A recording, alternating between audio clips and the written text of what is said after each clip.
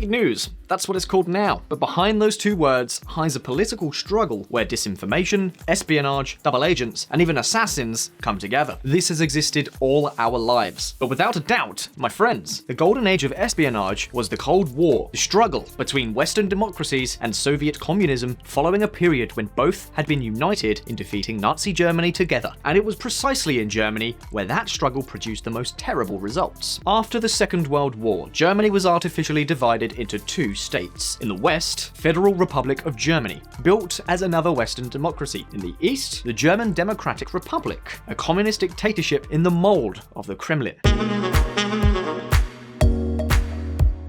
So, as you can imagine, in addition to being separated, the two Germanies were at odds with each other. They had two completely opposite political models. The Berlin Wall became the symbol of this division, a barrier to prevent the citizens of the GDR from fleeing to the West. But the communist regime did not simply erect a wall. No, they wanted to keep their entire population under control. To this end, the so-called Ministry for State Security, better known to all as the Stasi, was created. It was one of the best intelligence services in the world, a kind of secret police or spy corps dedicated to locating the enemies of the state within the GDR and also to fighting the enemies of communism abroad. Friends, information is power, and today on VisualPolitik we are going to look at the influence of the Stasi in the history of Germany. Listen up.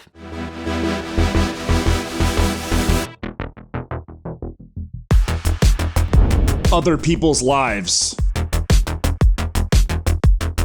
There was one good thing about the GDR. It was that reality TV would never have succeeded. With 90,000 employees in the Stasi and at least 600,000 informants among its population, who do you think was going to watch Big Brother? Because, my friends, the entire GDR itself was a kind of giant Big Brother. 90,000 employees and 600,000 informants. Almost 700,000 people watching. That's crazy. And if we consider that the population of this country at the time was only about 16 million, things get even worse. Approximately 1 in every 22 people collaborated with this secret police force. But let's go back to its origins. At the end of 1949, the USSR created the GDR, and 4 months later, this new state created the Stasi, with one objective: to keep only one party, the SED, the Socialist Unity Party, in power. It was a Marxist-Leninist party that was to the left of what we call the left today. The fact is that the success of the Stasi as an oppressive agent was undeniable. It kept the society of the German Democratic Republic under control from its creation until 1989. That's almost 40 years later. In fact, the biggest internal revolt in the GDR, the strike of June 1953, was over faster than a TikTok video. Of course, the question we can ask ourselves is, how did the Stasi do it? Well, to start, we have to keep two premises in mind. First, they controlled everything. And second, they did what they wanted with absolute impunity. And no, I'm actually not exaggerating. The Stasi dominated all facets of life. It could keep you from finding work or finishing your studies if, for example, you showed some kind of disaffection with the regime. The network of moles who had infiltrated society played a fundamental role in this. To give you an idea, in practically every building, there was a neighbor who supplied the Stasi with information about any suspicious behavior, who came in, who went out, if anyone changed their habits, anything. In addition, all communications were monitored. The Stasi read letters and listened to telephone conversations, and special monitoring was reserved for investigating potential dissidents. Their homes were bugged, of course, without any warrants or controls. The citizens of the GDR were completely lacking in basic rights.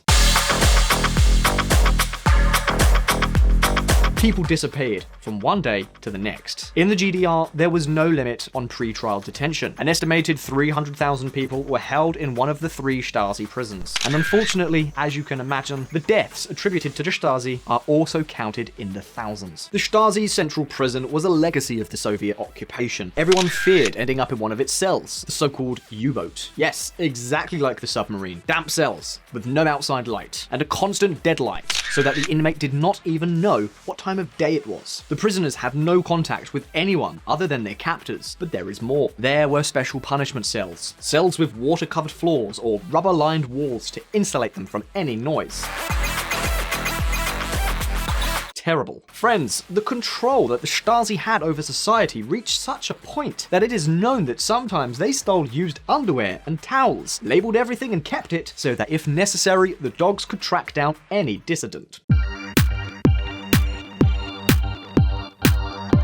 Of course, this lack of scruples was also evident in their action outside the GDR. For example, the Stasi implemented the strategy of the Romeo spies. Let me ask you a question. What could be lacking in Europe after the Second World War? Exactly, young men. That is why the Stasi recruited the most attractive candidates from sports clubs, gyms, and youth associations. They then trained them in message coding, recording techniques. They also made them great conversationalists who were affectionate and had a great sense of humor. When the time came, they were sent to Western Europe, particularly to West Germany. And what was the purpose of all this? Well, to obtain information by any means, including seduction. Yes, that's right. But it's almost better to be told by one of the most famous spies in history, Markus Wolf, who led the Stasi Foreign Service for 3 decades. If you need a partner for your life, look maybe especially for secretaries, or better, high qualified secretaries. A good secretary in a good position may give you more important information as maybe her boss. Curious, don't you think? Of course, not everything was there. Sometimes the Stasi bought secrets directly from Western politicians. In 2006, the famous Rosenholz files were released. The Rosenholz files contain the names of a total of 48 MPs. One thing is certain, 5 have worked with the Stasi. Spectacular. Julius Steiner, Christian Democratic Union Party, and Leo Wagner, Christian Social Union Party. Both had their 1972 vote of no confidence against Social Democratic Party Chancellor Brandt purchased for 50,000 Deutschmarks each. Brandt remained Chancellor. Friends, here we have touched on a sensitive subject, Willy Brandt and the Stasi. You see, after World War II, Brandt was the first Chancellor of the Federal Republic of Germany who belonged to the Social Democratic Party. In fact, we are talking about one of the most important characters of socialism in the 20th century. Brandt was responsible for Ostpolitik, a political strategy that aimed at opening up the FRG to cooperation and establishing relations with the Eastern Bloc. A bloc, of course, led by the Soviet Union, that included the GDR. In any case, Brandt's friendly attitude towards the GDR was not reciprocated by the communist dictatorship. In its eagerness to control everything, the Stasi managed to place a mole, Gunter Guillaume, as the German Chancellor's personal secretary. For 5 years, all the sensitive information about the FRG and NATO passed through the hands of a Stasi spy. Not to mention, of course, sensitive information about the Chancellor himself.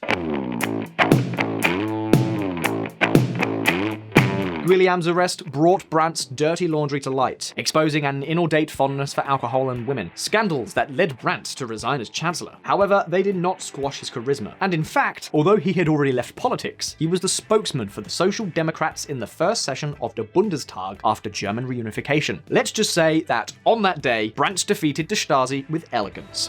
The constitutional clearing up of the SEDs and its bloc party's regime and, above all, the unfortunate Stasi period must make quick progress, but please, please, please, not as a fundamentalist witch hunt. It was always said that Gunter Guillaume was the Stasi spy who did the most damage to the FRG. However, we at VisualPolitik believe he was not. Listen up.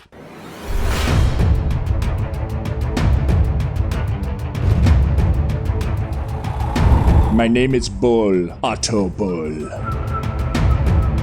June 1967, West Berlin. A student movement is emerging that attacks the new government university regulations, the Vietnam War, and dictatorships around the world. For this reason, the visit of the Shah of Iran, Reza Pahlavi, caused a great stir. There was a large demonstration against the Shah's oppression. And friends, do not forget that at the time, Iran was a close ally of the West, particularly the United States. Well, the fact is that the demonstration was proceeding peacefully until a counter-demonstration attacked the students. The police decided to charge in order to break break up all the demonstrators. The crowd disperses. It is chaos. Benno Ornesorg, a 26-year-old student, is chased by plainclothes policemen along with other students. In an alley, Inspector Karl-Heinz Korass shoots him in the head. This is the starting point in Germany of the famous protests of 1968. The murder of Benno Ornesorg caused tens of thousands of students all over the country to revolt. Korass always claimed that he shot in self-defense. He was acquitted in 2 trials. Of course, perhaps the worst thing was that the police preferred corporatism to truth.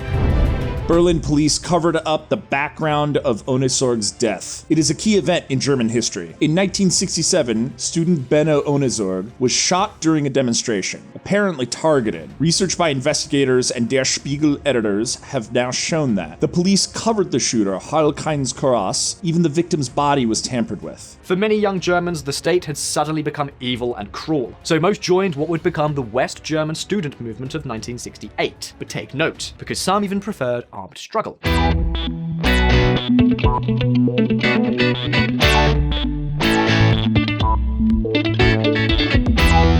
This fascist state wants to kill us all. Violence is the only answer to violence. This is Generation Auschwitz. You can't argue with them. Gudrun Ensslin. Gudrun Ensslin was one of the leaders of the terrorist group RAF, Red Army Faction. I think you could probably guess her methods: robberies, kidnappings, and murders of great players in the political and economic world. Well, the fact is that this terrorist group was nourished by the Marxist University students of the FRG. But you're most likely thinking that kids don't just become terrorists overnight.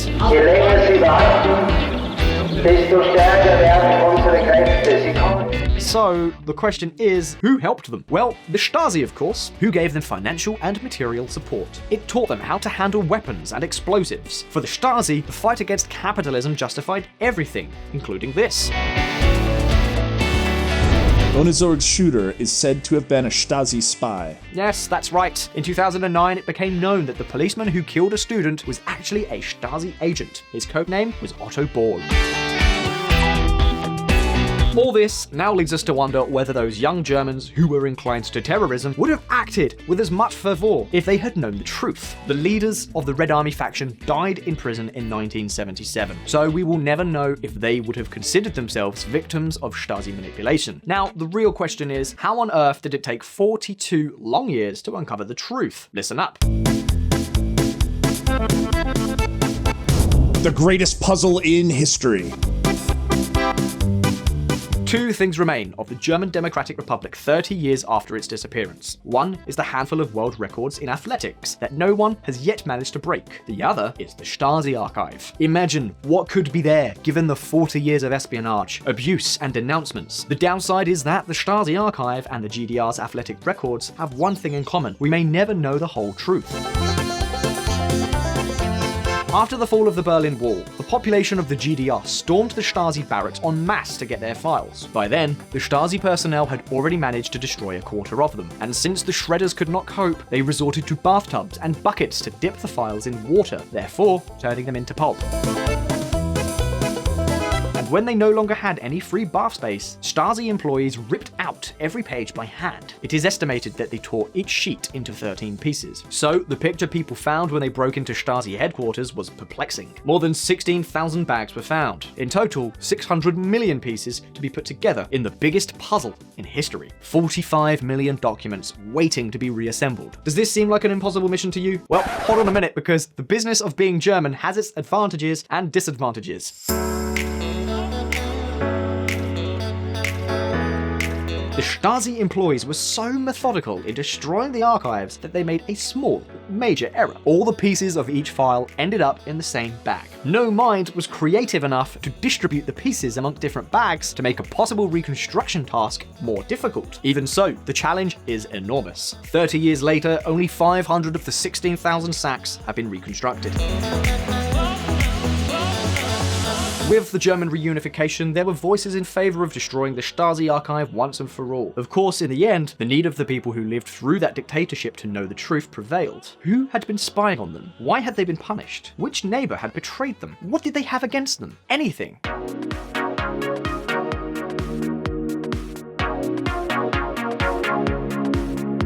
Well, to carry out this reconstruction work, Germany created the Federal Commission for the Stasi Archives. So what was the problem? Well, for starters, there was this awkward fact that was discovered at the end of 2013.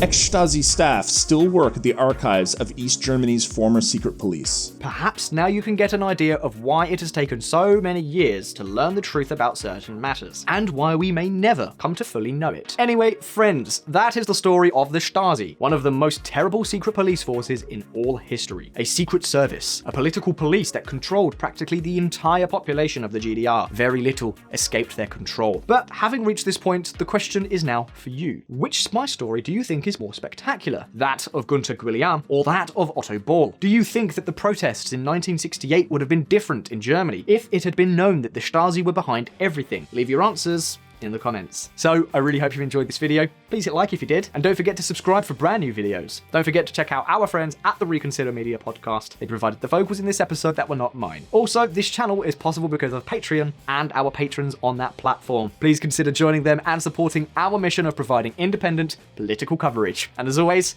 I'll see you in the next video. Cheers. And if you want to learn more about politics and hear even more of my lovely voice, you can join us at Reconsider Media. We have a podcast at reconsidermedia.com/podcast. See you there.